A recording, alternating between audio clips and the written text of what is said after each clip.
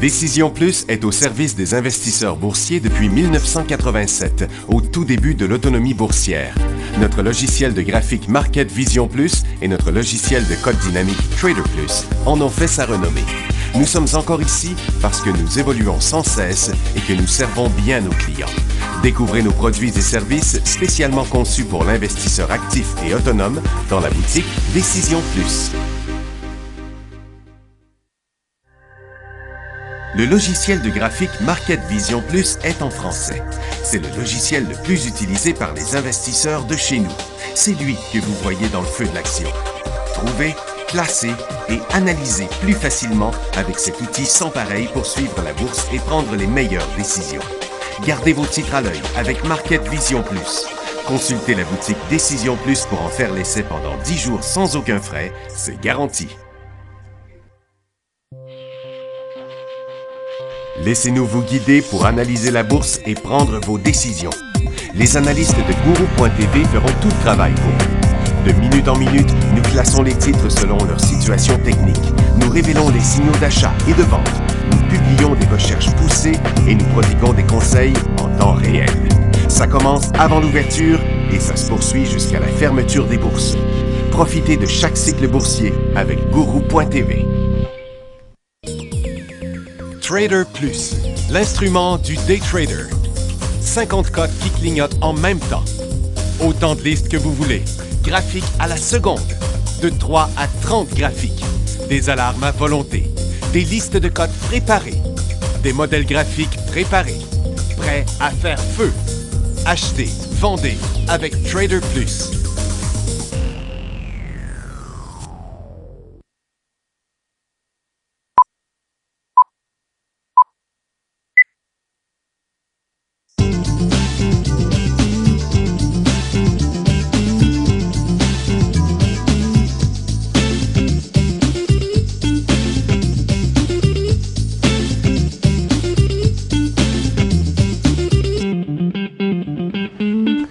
Bonjour tout le monde, bienvenue dans le feu de l'action.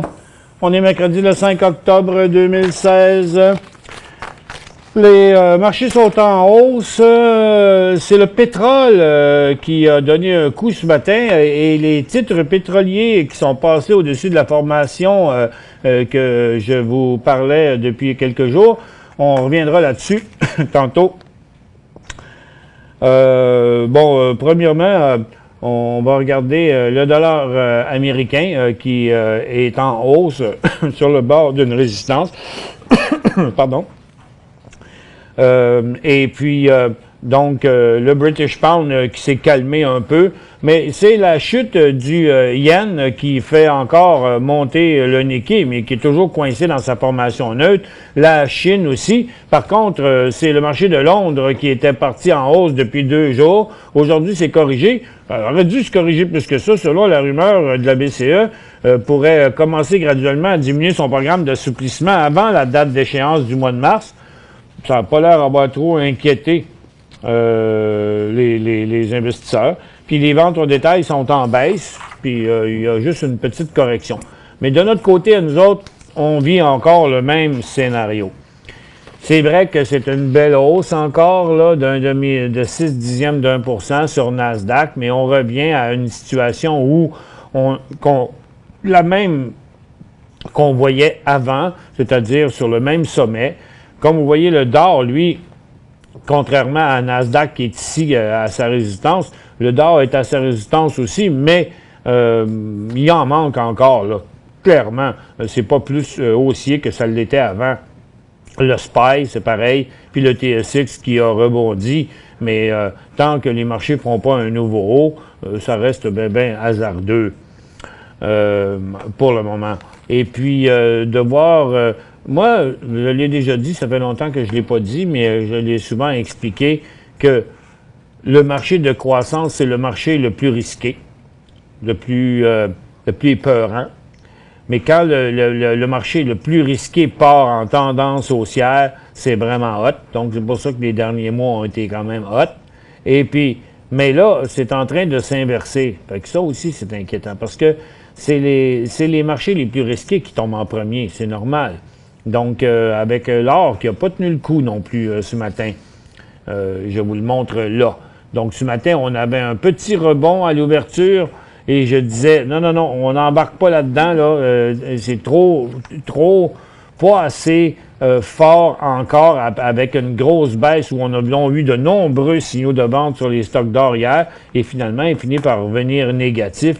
Puis, regarde, c'est pas très solide, là, ce support-là, pour le moment.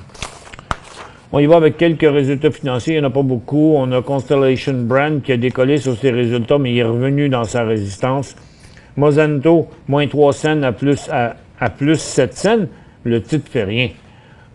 Micron Technologies est encore, lui aussi, dans une formation neutre, pas assez évident à la hausse. Moins 11 cents à moins 5 cents. Acuité Brand, 2,39 à 2,21. Lui aussi a chuté, mais il est remonté. Et puis Jean Coutu, qui ne fait pas grand-chose, 26 cents à 28 cents, 2 d'augmentation des ventes. Twitter continue encore à monter parce que ils disent qu'ils vont recevoir des offres d'achat cette semaine, probablement de la part de Salesforce, Google et Disney. Disney aussi qui a essayé qui s'est mis à vouloir acheter. C'était quoi que Disney voulait bider dessus aussi?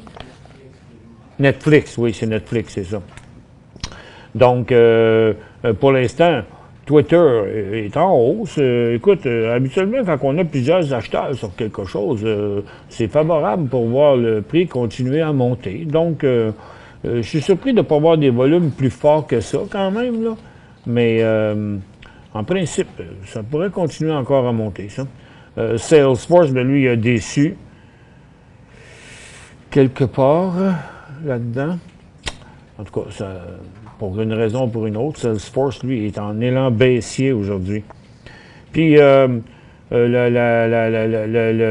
c'est au tour de la fête du président de la Fed de Chicago de parler, qui, lui, a dit qu'il serait d'accord pour le relèvement des taux américains, des taux d'intérêt américains en fin d'année si les données américaines continuent à être fortes.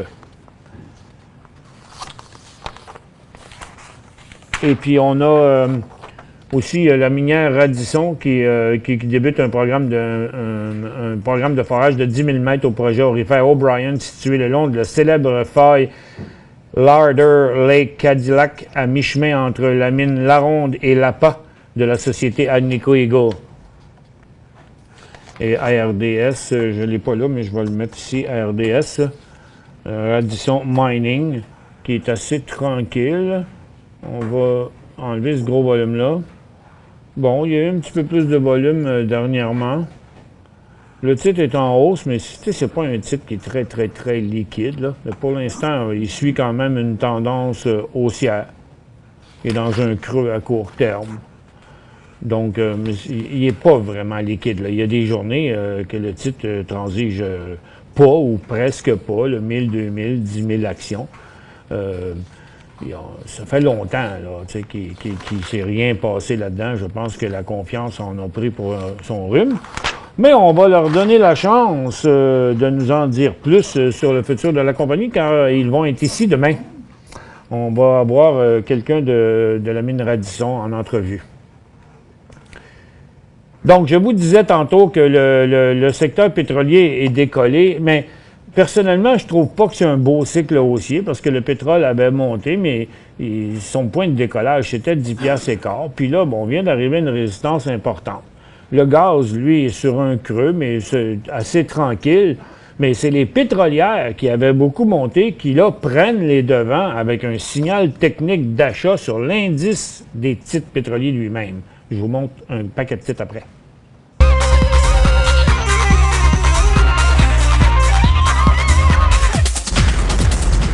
Donc, parmi le secteur pétrolier aujourd'hui, quels sont les titres qui font comme l'indice? Bon, un qui était déjà solide au départ, ça fait que c'est pour ça que, dans le fond, c'est peut-être un des plus beaux. Le volume n'est pas vraiment fort, par contre. Hein? Ça, je suis un peu perplexe. Mais il y a Parex, il y a Enerflex, il y a Suncor qui se prépare à faire ça, mais regarde, il n'est pas traversé. Fait que ça ne peut pas être un signal d'achat. Par contre, ARC est sur un nouveau haut. Ce qui me chicote un peu, c'est pourquoi les volumes ne sont pas plus forts que ça. Ça finira même pas avec un volume en augmentation, ça.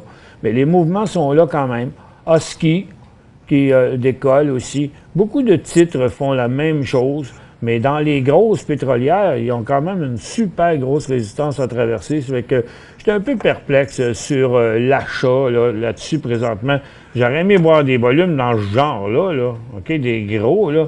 Regardez, le petit volume qu'on a là-dedans, ça paraît beaucoup, 787 000, là, mais c'est un volume capable de faire 4-5 millions de volume un titre capable de faire 4-5 millions de volumes par jour.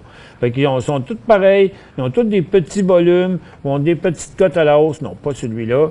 Precision Drilling, gars, il fait la même chose. Ils ont toutes des cotes, là, mais c'est pas sans équivoque, là. OK? Un des plus beaux PanWest, mais il faut avouer que c'était un des plus forts aussi. Donc, si j'avais à choisir parmi cette quantité de mouvements-là que j'ai ici dans ma liste 8, en fait, j'en ai 11 qui sont comme ça. Parex, Interflex, ARC, Husky, Cenovus, Canadian Natural Resources, PanWest, Surge, Énergie, Whitecap, qui redécolle, point d'entrée, point de sortie, prise de profit à 12 écarts, 12,5, Shawcor. C'est un peu fatigant la résistance, puis aussi le volume. Donc, j'oserais qualifier ce mouvement-là de 7 sur 10, mettons. OK? Ça paraît beau quand c'est comme ça. La cote d'aujourd'hui est quand même intéressante.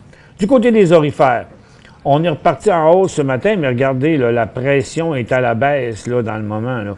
Fait que, je disais ce matin sur Guru.tv, allez pas acheter des titres d'or en pensant que c'est un aubaine à ce prix-là, parce que hier, on a eu un paquet de signaux baissiers, là, un paquet, là, OK? Il y en a eu beaucoup. Regardez, les titres sont en décrochage, là.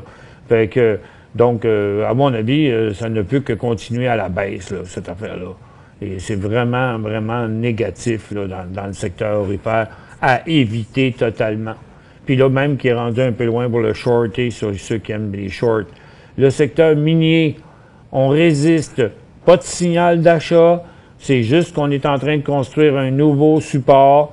Mais est-ce que il va arriver la même chose que dans le secteur orifère? Pour l'instant, c'est pas le cas. Donc, peut-être bientôt, les mines vont devenir intéressantes, mais ils ne le sont pas encore. Pour l'instant, ils se sont juste arrêtés de descendre.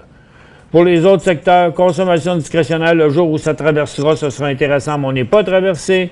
Sur les télécoms, ils s'en reviennent encore à la baisse, donc à éviter ce secteur-là totalement. On n'achète rien là-dedans. On est en inversement de la tendance à court terme. On n'embarque pas dans ça. Les services financiers, tout comme le secteur consommation discrétionnaire, lorsque ça fera un nouveau haut par rapport aux 4 à 6 derniers mois, ce sera le temps d'embarquer là-dedans. Ça ne l'est pas encore.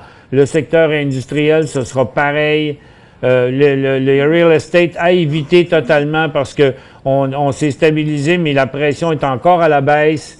Les services aux collectivités aussi gardent sa pression à la baisse, donc à éviter. La santé, un peu risqué aussi là, de voir que le secteur retourne toujours sur son bas, mais qu'à chaque fois, les vendeurs ne reviennent pas aussi haut.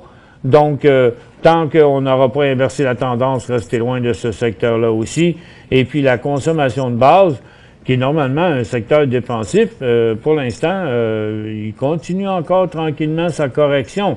Il a investi, il est revenu, en fait, c'est tout ce mouvement-là qui a été de trop.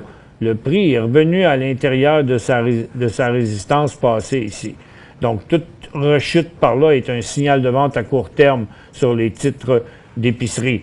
Et puis, donc, dans les secteurs à surveiller qui pourraient décoller, c'est le secteur technologie, le secteur industriel, le secteur financier et le secteur consommation discrétionnaire. Ce sont ces quatre-là qui sont sur le top. Il y aurait aussi le secteur pétrolier si le volume augmentait là, quelque part. Ça me chicote que le volume n'augmente pas. Et puis là, si je le regarde à très court terme, le secteur énergie, il est en train de faire un sommet là, inférieur au précédent. Donc, la tendance haussière de ce matin est comme sur le point de s'inverser, là, ici. OK? Fait que si c'est pas fait encore, si vous n'avez pas acheté des titres pétroliers encore, je dirais, j'attendrai plus tard. J'attendrai que le mouvement quitte à payer un petit peu plus cher, j'attendrai que le mouvement se solidifie et que le volume augmente plus que ce qu'on a là sur l'ensemble des titres du secteur. Pour joindre Michel Carignan et son équipe par courriel, écrivez à michelcarignan@decisionplus.com. 5 bonnes raisons de gérer vos investissements avec Banque Nationale Courtage Direct. Des frais de commission fixes à 9,95 en tout temps pour tous les clients et à partir de seulement 6,95 si vous êtes un investisseur actif. Aucun frais d'administration annuel si vous détenez plus de 20 000 $ dans vos comptes. La possibilité d'ouvrir des comptes enregistrés en devise américaine. Des outils performants afin de faciliter vos prises de décision. Un service à la clientèle primé et un niveau de satisfaction parmi les plus élevés de l'industrie. Pour en savoir plus, visitez le bncd.ca ou appelez-nous dès maintenant. Décision Plus est au service des investisseurs boursiers depuis 1987, au tout début de l'autonomie boursière. Notre logiciel de graphique Market Vision Plus et notre logiciel de code dynamique Trader Plus en ont fait sa renommée. Nous sommes encore ici parce que nous évoluons sans cesse et que nous servons bien nos clients. Découvrez nos produits et services spécialement conçus pour l'investisseur actif et autonome dans la boutique Décision Plus.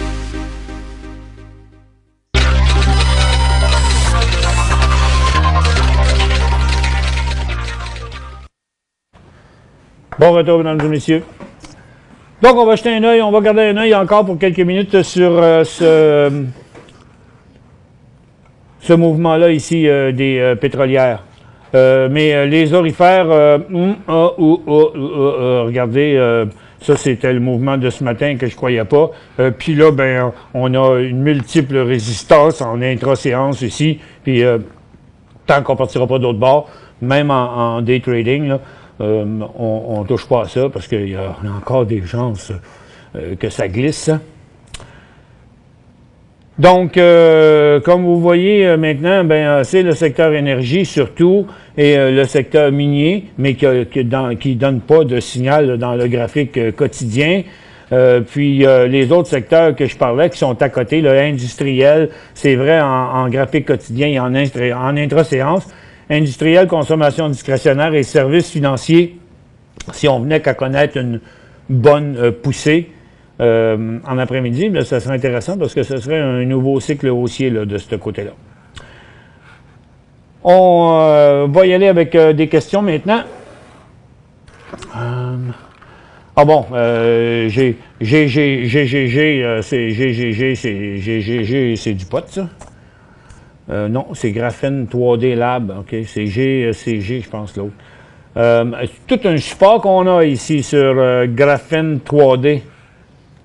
Et c'est un support important, il est à 20 cents. Là. Vous voyez que les volumes sont super poches.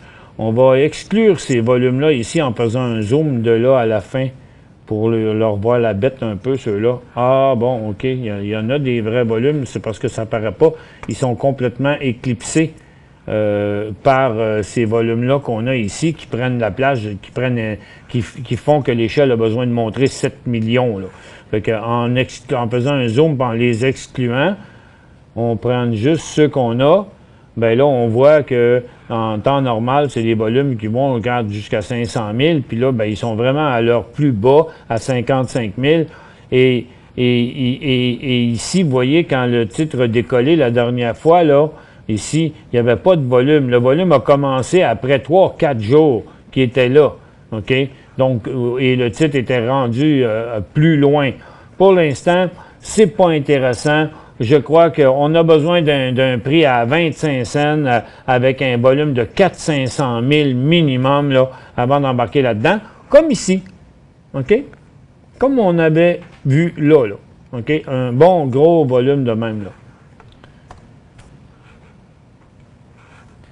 Et puis, on voit que son support de 25 cents est un point important. Il n'y a pas encore un achat. La question, c'est-tu un achat? Vous risquez d'être pogné avec pendant un bon bout si vous l'achetez là. Est-ce le temps d'acheter CGC? Ah bon, c'était lui que je parlais, CGC. Bon. il est à sa 3e journée de hausse. Ça, c'est la place pour en vendre, pas pour en acheter. En vendre dans le sens si on en a acheté. Le signal était clairement ici. OK? Regarde, je vous fais un zoom là-dessus, là, je vous le mets comme ça. Vous voyez, la formation, il y a eu quand même, comme ici, là, le signal était là.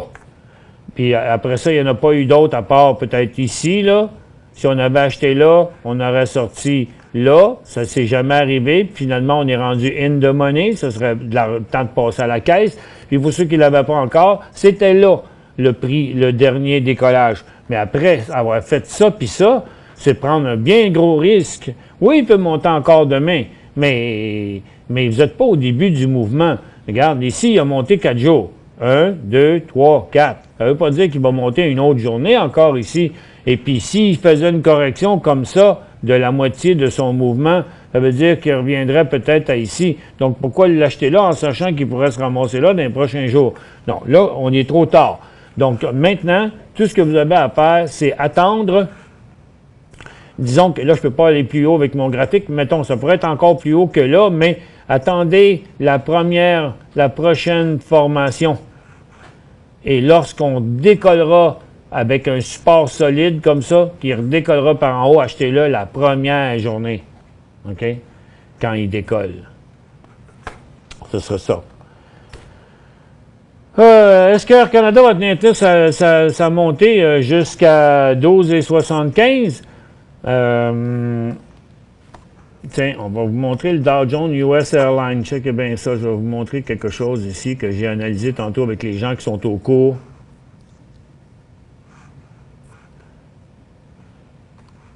On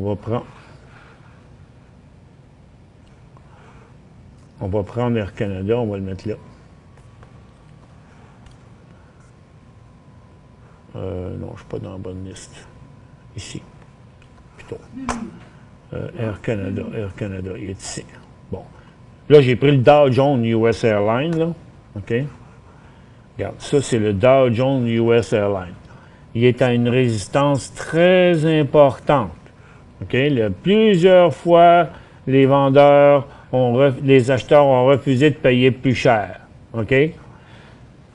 Sur l'ensemble des titres du Dow Jones US Airlines. Air Canada, qui était dans la même situation, ici. Vous voyez? Là, il est rendu là. Mais avant, là, Air Canada, il était dans la même situation. Il était le premier à décoller ce mouvement-là. Regardez, juste ici, là, il était pareil comme l'indice. OK? Vous voyez, là, ça, c'est Air Canada. Je vous l'enlève, puis regardez, l'indice était comme ça. Donc, Air Canada est parti tout seul. Là, pour l'instant, écoutez, il est comme stabilisé, là. On va le mettre en 15 minutes. Revenu à sa résistance, là. Donc, c'est sûr qu'on ne l'achèterait pas là. Et vous voyez que la tendance, elle est plus haussière. Elle est neutre. OK? Donc là, tant qu'il ne passera pas en haut de ça, ce ne sera pas un signal d'achat. Je pense qu'il va se recalmer encore un peu. Mais ce qui est intéressant, c'est tous les stocks américains sont aussi à une double résistance ou une triple résistance. OK? Donc, je pense là que si on avait une poussée en même temps sur les autres stocks américains en même temps que sur Air Canada, ça me dirait que oui, il est bon pour un autre shot, encore un autre cycle. Donc, pour l'instant, c'est un peu hasardeux de l'acheter, mais je l'achèterai dans une nouvelle poussée.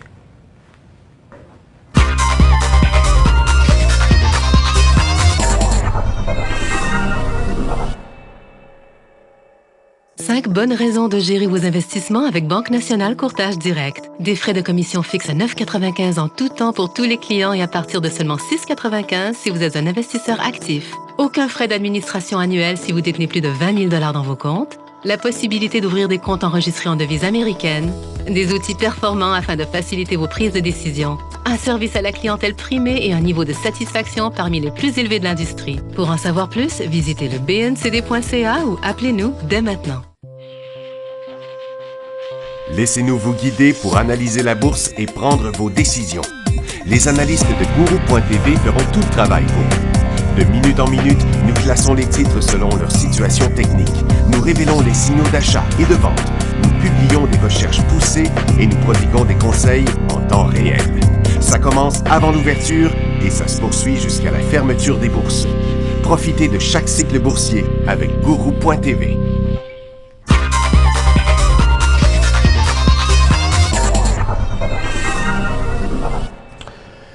Bon, j'avais Jean-Claude qui demandait si c'était un achat aussi. Mais la question d'avant demandait si Air Canada pouvait monter jusqu'à 12,75. Pour l'instant, 12,75, c'est probablement ce qui correspond à ça ici, vous voulez dire? Oui, je suppose. Même pas ça, c'est 12,55. Puis ça, c'est 14. Bon, le 12,75 n'est pas vraiment une référence. Mais en tout cas, si vous l'avez, je profiterai de ça pour prendre de cette dernière hausse-là pour prendre un profit. FTP, achat au prix actuel. Fortress Paper. Bon, premièrement, c'est pas un titre que j'aime beaucoup parce que il n'est pas liquide. Hein? Si vous ne pouvez pas en acheter bien, là, de ça, il y a des journées qui ne transigent même pas. Par contre, il a vraiment changé de bord. D'ailleurs, plusieurs forestières, hein? Si je ne me trompe pas, on va aller checker ça. La liste 13, OK, merci. Il y a peut-être un autre, mais il y a peut-être un mouvement dans le secteur. Bon, le Dow Jones US & Paper est à une résistance intéressante. S'il passe par là, ça va être hot. Bon, Canfor.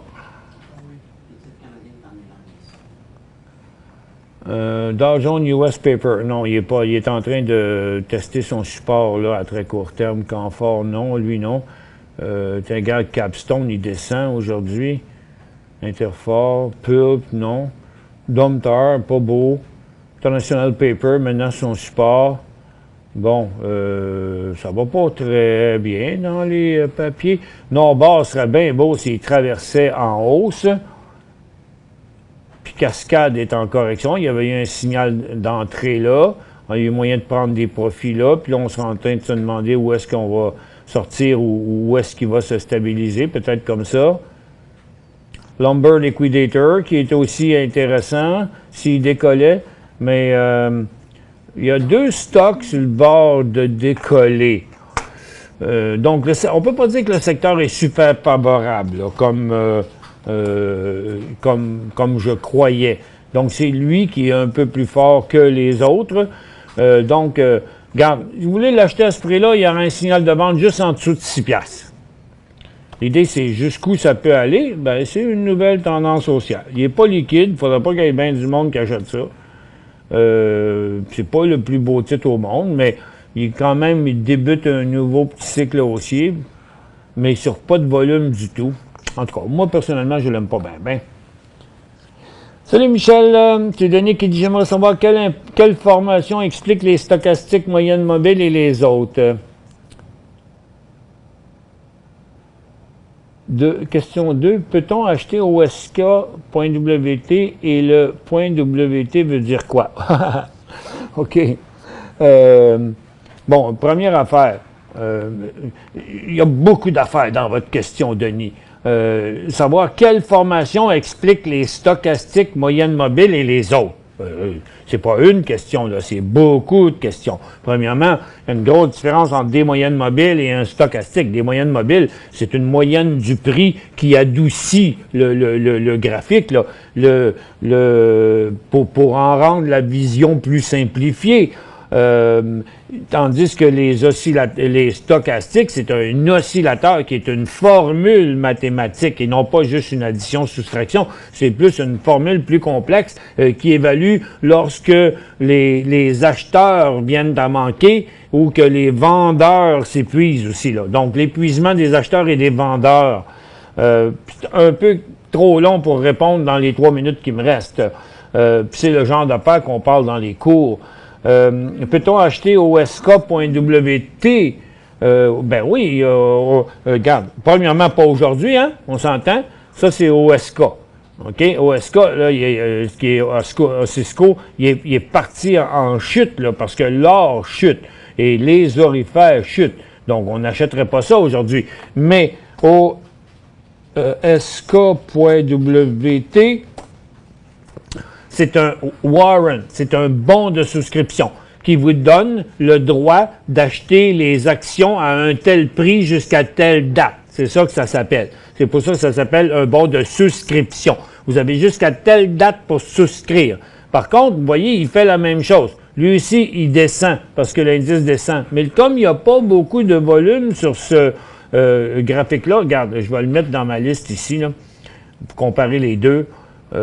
Puis OSK, tiens, puis là, ben ils sont un à côté de l'autre ici, tiens. Regarde, OSK puis OSK Mining. Vous voyez, les deux font pareil. Donc ici, parce que le titre a monté, ben son warrant avait beaucoup monté aussi. Oups. Par contre, quand il a remonté ici en mai, son warrant n'a pas monté. Fait que je ne sais pas quelle date qui est échue, ce warrant-là, mais vous devez faire attention. Parce qu'un bon de souscription comme ça, il y a une date d'échéance.